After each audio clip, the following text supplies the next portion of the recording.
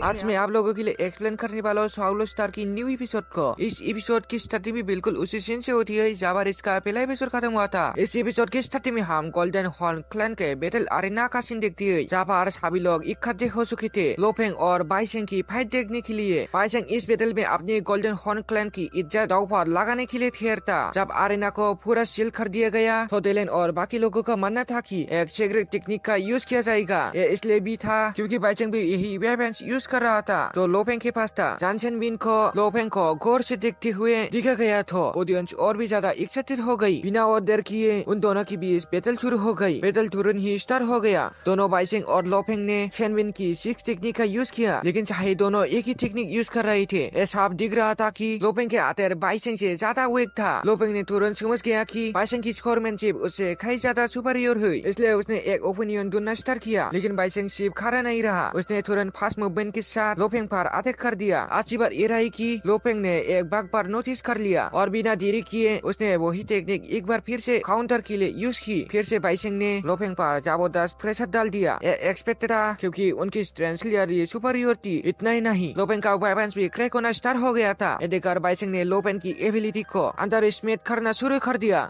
उसने सोचा कि दिखाई लो फेंग और क्या कर सकता है। बिना किसी हेसिटेशन के उसने स्काई शॉट टेक्निक अनलिस्ट कर दी। लो फेंग ने उसका काउंटर करने का प्लान बनाया, लेकिन एक गलत डिसीजन था। इसके अलावा ये पहली बार था जब उसने इतनी पावरफुल टेक्निक दिखी थी। अब उसके पास कोई और दूसरा ऑप्शन नहीं बचा, तो उसने अपनी ट्रू पावर अनलिस्ट करने का डिसीजन लिया। लो फेंग ने अपनी गोल्डन हॉर्न मॉन्स्टर का यूज किया ताकि अपनी डोमेन अंडरस्टैंडिंग को और स्ट्रॉन्ग बना सके। सिर्फ इतना ही नहीं, उसने ब्लड वॉरियर पावर भी एक्टिवेट कर दी। ऐसा सिर्फ एक ही वजह से स्काई शॉट का मुकाबला करने के लिए जो क्लास उन दोनों के बीच हुआ, उसने एक एक्सप्लोजन क्रिएट कर दिया। ऑडियंस भी ये देखकर शॉक गया कि और बाईजान भी हैरान रह गया, लेकिन वो एक ह्यूमन से पीछे नहीं रहना चाहता था। इस वजह से उसने अपनी आतिक को और तेज कर दिया। लेकिन अब लो फेंग बिल्कुल सीरियस हो चुका था। अब बाईसेंग के पास कोई ऑप्शन नहीं बचा था और बिल्कुल वैसा ही हुआ। स्काई लॉस टेक्निक सब लोग शॉक हो गया। लो फेंग ने बैटल जीत ली और बाइसेंग को उसके सामने नील करने पर मजबूर कर दिया। लो फेंग के लिए बाइसेंग के अगेंस्ट फाइट करना एक हॉनर था, लेकिन बाइसेंग को हारने का गुस्सा था। लो फेंग की नजर में बाइसेंग की एबिलिटी ऑलरेडी इंक्लूडेड थी और उसका यहाँ आने का मकसद उससे कॉम्पीट नहीं करना था। उसने समझ लिया कि लो ऑफ द जंगल कभी भी नहीं बदलेगा, बिल्कुल वैसे ही जैसे यूनिवर्स की रियलिटी फिक्स है, चाहे कोई ग्रुप कितना भी स्ट्रॉन्ग हो। लो फेंग ने सक्सेसफुली बाइसेंग की स्काई शॉट टेक्निक को डिस्ट्रॉय कर दिया और जो खुश भी हुआ उसे सब लोग ढूंढ रह गया। नया एनिमीज बनाने से ज्यादा बेहतर था एक और आली फाना। लो फेंग की बातें सुनकर सभी लोग खुश हो गए। उसके लिए गोल्डन हॉर्न क्लैन एनिमीज नहीं बल्कि एलाइज था। इसका नतीजा एक हुआ कि बाइसेंग ने लो फेंग से हैंडशेक करने के डिसीजन लिया और सभी को उसका वार्म वेलकम करने के लिए कहा। अब से ह्यूमंस और गोल्डन हॉर्न क्लैन के बीच कोई दुश्मनी नहीं थी। अरेना में हर जगह लो फेंग का नाम गूंज रहा था, सब लोग उसे बुला रहे थे। इस बैटल के बाद उसकी प्रेजेंस और भी ज्यादा पावरफुल हो गई। लो फेंग को अब यहाँ अच्छे से एक्सेप्ट किया जा रहा था। डालेन ने उसे बताया कि गोल्डन हॉर्न क्लैन के पावरफुल एल्डर्स ने ऑलरेडी इम्पियर 1 को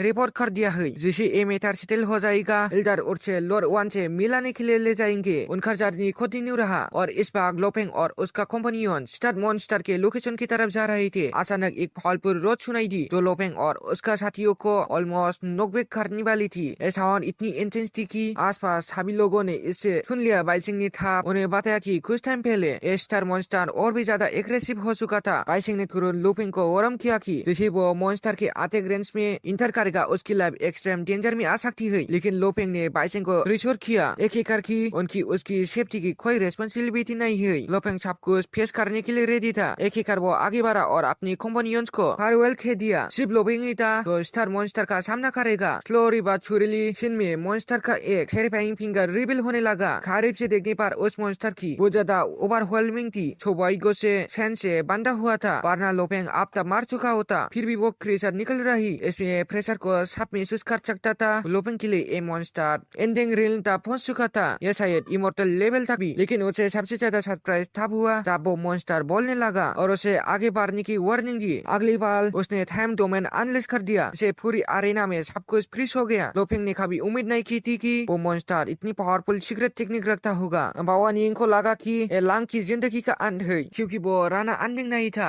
जो शक्ति को झेल सकता। लोपेंग को ऐसा हुआ कि उसका पूरा शरीर जम चुका है और उसकी नासों में खून तक नहीं बह रहा, लेकिन फिर भी वो अपनी मैन टेक्निक का इस्तेमाल कर सकता था। इसलिए उसने मॉन्स्टर की माइंड में घुसना शुरू किया। लोपेंग ने उससे अलग फैशन से बात करने का फैसला किया। गोल्डन हॉर्न ब्रीज क्योंकि दोनों ही स्टार मॉन्स्टर थे, वो क्रेचर बेहद एक्साइटेड हो गए क्योंकि 2000 ईयर्स से उसने कभी इतनी खुशी महसूस नहीं की थी। 2000 ईयर्स कम से कम 20 मिलियन ईयर्स के बराबर था। लोपेंग को क्यूरियसली हुई एबिंग इतनी टाइम से फ्री होने का वेट कर रहा था, लेकिन अफसोस की बात ये थी कि वो अपने ऊपर लगी रिस्ट्रिक्शन को छोड़ नहीं सकता था। वो ये थी कि उसने एक ऐसी मेथड सिखाई जो उसके माइंड को कल्टीवेट कर सके, जिससे वो अपने आप को शांत रख सके। शायद ऐसा करके वो एक दिन रियलम ऑफ इमोरलिटी तक पहुंच सके और इल्डर से अपनी फ्रीडम की रिक्वेस्ट कर सके। लेकिन स्टार मॉन्स्टर सिर्फ हंसता रहा क्योंकि वो इल्डर उसे हमेशा के लिए सील करके रखना चाहते थे। तब तो मौत तो थी, इसलिए उसने सोचा कि जो कुछ भी उन्होंने किया उसका बदला ले, सिर्फ अपने दिल को हल्का करने के लिए। गुस्से में उसने अपनी खुद की टेक्निक तक खत्म कर दी। दोए ने लोपेंग को बचाने का प्लान बनाया, लेकिन बाइचिंग ने उसे रोक दिया। स्टार मॉन्स्टर खुद भी गोल्डन हॉर्न बीस्ट को लेकर काफी खुश था क्योंकि उसे वो अपनी जिंदगी से जुड़ा हुआ महसूस कर रहा था। बस इतना ही काफी था उसके लिए। इसलिए उसने लोपेंग से कहा कि वो चला जाए, लेकिन जाने से पहले लोपेंग चाहता था कि वो एक रिक्वेस्ट को मान ले। क्या रिक्वेस्ट थे एक कोई नहीं जानता, पर स्टार मॉन्स्टर ने उसे एक्सेप्ट कर लिया लगता था। इतना वक्त गुजर चुका था और जो लोग बाहर इंतजार कर रहे थे वो लांग को लेकर चिंतित थे। आखिर में लोपेंग उस जगह से निकल गया। ये सोचकर भी हैरान था कि वो आगताव जिंदा कैसे था, जबकि उसने स्टार मॉन्स्टर का सामना सीधा किया था। स्टार मॉन्स्टर की मौजूदगी में लोपेंग ने एक फेतर दिखाया जो स्टार मॉन्स्टर का था और ये देखकर सब चौंक गए। लोपेंग का प्लान था कि वो इस फेतर का यूज अपना फाइनल क्लोन बनाने के लिए करे। उसके लिए गोल्डन हॉर्न क्लैन और यूनिवर्स कॉर्पोरेशन एक जैसे ही थे क्योंकि दोनों स्ट्रॉबेरी को फॉलो करते थे, सिर्फ उनकी तरीके अलग थे, पूरी तरह से थे। लोपेंग ने डिसाइड किया कि वो इल्डर से इतनी जल्दी हो सके मिलेगा। पेंग ने इस बात को समझा और उसे इल्डर टावर तक ले जाने की इजाजत दे दी। कुछ देर बाद वो वहाँ पहुंच गया और उसने supreme leader of the golden horn clan को दिखा।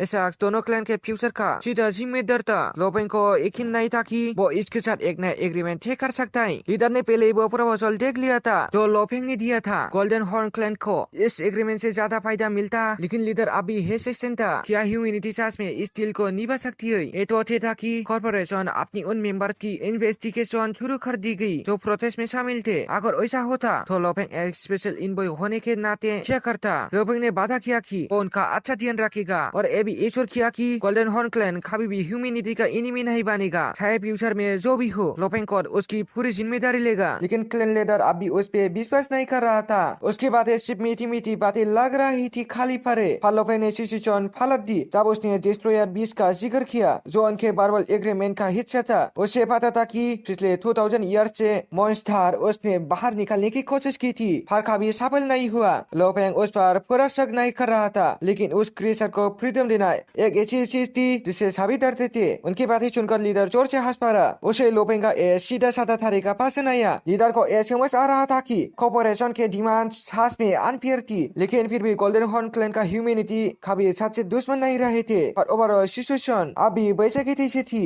लोगों का ह्यूमैनिटी के लिए विरोध अब भी जारी था। लोपेंग को यकीन था कि कोई छुप कर सबको बात करने की कोशिश कर रहा है। लीडर ने इस बात को कन्फर्म किया और बताया कि क्लैन के अंदर ही काफी लोग ऐसे थे जो ह्यूमैनिटी और गोल्डन हॉर्न क्लैन के बीच की दोस्ती को तोड़ना चाहते थे, लेकिन अगर वो ह्यूमैनिटी की प्रोटेक्शन छोड़ देते ही तो इस विशाल यूनिवर्स में खुद उन्हीं के लिए सबसे बड़ा खतरा होता। लोपेंग समझ गया कि लीडर का उनके साथ एरोगेंट एटीट्यूड एक टेस्ट था। वो देखना चाहता था कि लोपेंग की रॉयल्टी किस तरफ है। आखिर क्लैन लीडर एक ऐसा इंसान था जो कभी अपनी एलायंस को नहीं छोड़ता था। तब लोपेंग ने पूछा कि क्या वो किसी तरह मदद कर सकता है। यही वो बात थी जो इल्डर सुनना चाहता था। उसे एक ऐसा पावरफुल इंसान की जरूरत थी जो आगे बढ़कर कंट्रोल ले और एलायंस को स्टेबल करे। चाहे लोपेंग ने बाइसिंग को हरा दिया हो, पर आप भी काफी नहीं था। कुछ लोगों की सोच बदलने के लिए कुछ और करना जरूरी था। तब क्लैन लीडर ने होली सालिस दिखाया। 11 में जो उसकी इंसेस्टर ने छोड़ा था ए पिलर ऑफ हाउस की तरह था, तो ह्यूमैनिटी का एक इम्पोर्टेंट सिंबल था। बहुत सारे इलाज ने इसे स्टडी किया, पर उनमें से आखिरकार सिर्फ आधा ही समझ पाई थी।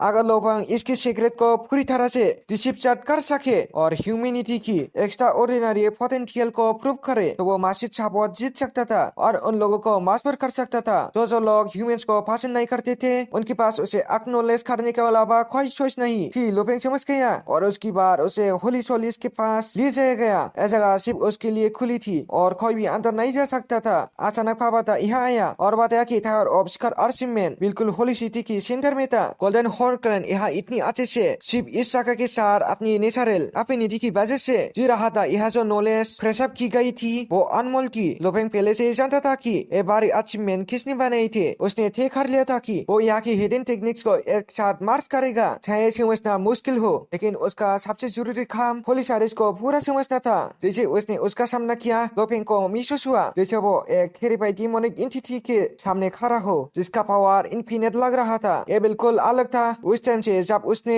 3 मोनूमेंट्स ऑफ चाउस का सामना किया था। आज तक लोपेंग ने कभी भी ऐसा प्रेजेंस महसूस नहीं किया था। पापा ने समझा कि जब वो एक यंग समारोह था तो उसने बैटल एक्स लीडर के साथ मिलकर हुसंग का सामना किया था और यही बहुत सारी हाई रैंकिंग ऑफिशियल मार चुके थे। लेकिन जब उसे खत्म करने की कोशिश फेल हो गई तो समारोह वहां से भागकर निकल गया। अब लोपेंग के सामने सिर्फ उसकी पुरानी यादें और उसके बचपन के डर कर रहे थे। आज में लोपेंग अपनी पूरी मेंटल स्ट्रेंथ यूज कर चुका था ताकि अपनी डर को दबा सके। अगर वो फेल हो जाता तो दबा सके और उस जगह से बाहर निकल दिया जाता तो उसका मिशन पूरी तरह से फेल हो जाता। इसी वजह से लोपेंग ने अपनी मेंटल स्ट्रेंथ और भी ज्यादा बढ़ाने का फैसला किया। लेकिन इसे उसे सिर्फ इमेंस पेन महसूस होने लगा।